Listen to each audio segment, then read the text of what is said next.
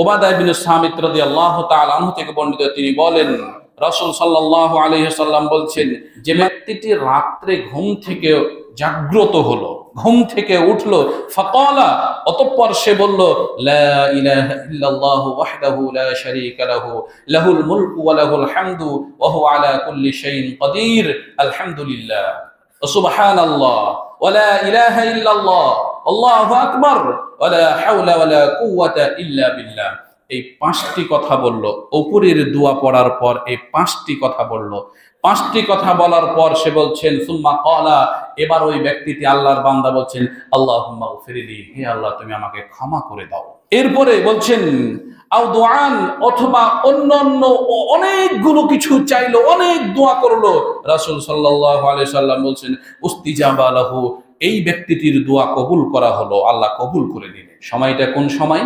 আপনি যখন ঘুম থেকে উঠছেন সে সময়। এখন আবার বলিয়েন না যে হুজুর আমি তো 6:30টায় ঘুম থেকে উঠি, সে সময়ও কি সেটা সময়? এগুলো হচ্ছে বেয়াদবি প্রশ্ন, এগুলো হচ্ছে দ্বীন ইসলামকে ছোট করে দেখার প্রশ্ন, এগুলো হচ্ছে শয়তান থেকে আসা প্রশ্ন, কোনো মুমিন ব্যক্তির প্রশ্ন নয়। অতএব এই সকল প্রশ্ন যদি মনের ভিতরে আসে, সাথে সাথে ইস্তেগফার পড়বেন। ইস্তেগফার পড়ে আপনি সেখান থেকে আল্লাহর কাছে ক্ষমা চেয়ে নেবেন। আপনি নিজেও জানেন ফজরের পরে 6:30টায়, 7টায়, 8টায় ঘুম থেকে আমি উঠছি, আমি মুসলিম ঘরের সন্তান, আমার জন্য এই কথাটা মোটেও সাজে না। আমার ফজরের পরে ঘুম থেকে উঠাটাই তো অন্যায়, তাহলে প্রশ্ন কিভাবে আমি করতে পারি? প্রিয় উপস্থিতি, আল্লাহ সুবহানাহু ওয়া তাআলা নবী মুহাম্মদ সাল্লাল্লাহু আলাইহি ওয়াসাল্লাম বলছেন, এবং এই হাদিসে আরো আল্লাহ সুবহানাহু ওয়া তাআলা বলছেন, ফাইন তাওয়াদ্দা ওয়া সাল্লা কুবিলাত সালাতুহু, অতঃপর ওযু করলো এবং সে ব্যক্তিটি সালাত আদায় করলো। এখানে একটি বিষয় আপনাকে বলে রাখি, প্রথমে কিন্তু দোয়ার কথাটি এসেছে।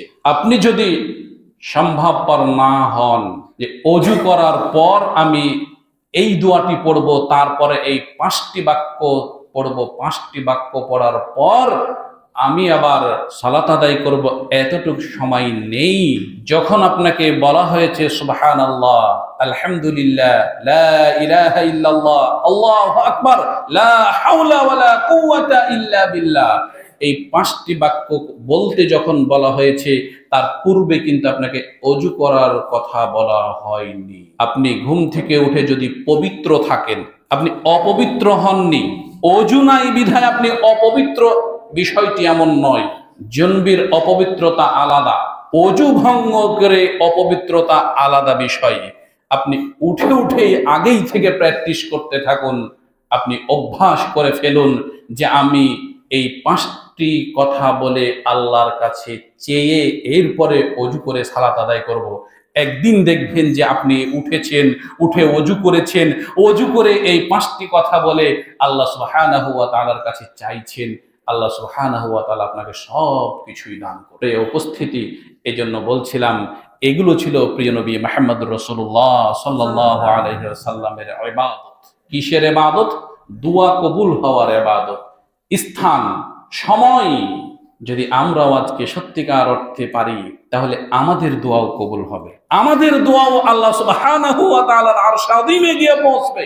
এখানে একদিন বলছিলাম, যেই দোয়াতে দোয়ার পূর্বে আল্লাহ সুবহানাহু ওয়া তাআলার বিশেষ গুণাবলীর নাম উচ্চারণ করা হয় না, আল্লাহ সুবহানাহু ওয়া তাআলার নবী মুহাম্মদ সাল্লাল্লাহু আলাইহি সাল্লামের উপরে দুরূদ পেশ করা হয় না, সেই দোয়া আকাশ এবং জমিনের মধ্যে এভাবে ঝুলন্ত অবস্থায় থাকে, আল্লাহর কাছে পৌঁছেই না, দোয়া কবুল হওয়া তো দূরে থাকে। অতএব নবী মুহাম্মাদের পদ্ধতিতে বাদ দিয়ে নিজস্ব মন গড়া পদ্ধতি বা মানুষের তৈরি করা পদ্ধতিতে আপনি সারা রাত কাঁদছেন, সারা জীবন কাঁদছেন, কিন্তু আপনার কান্নাটা মনে রাখতে হবে আকাশের নিচে ঝুলন্ত অবস্থাতে আছে, আল্লাহর কাছে এখনো পৌঁছেনি।